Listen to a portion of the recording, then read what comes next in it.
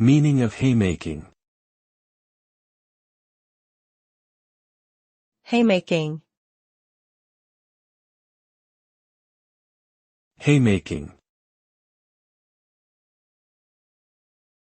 Haymaking. Haymaking. Haymaking refers to the process of harvesting and processing grass or other crops to create hay, which is commonly used as animal feed during the winter months. The term can also refer to the actual work of cutting and drying the grass, often done in the summer months when the weather is dry.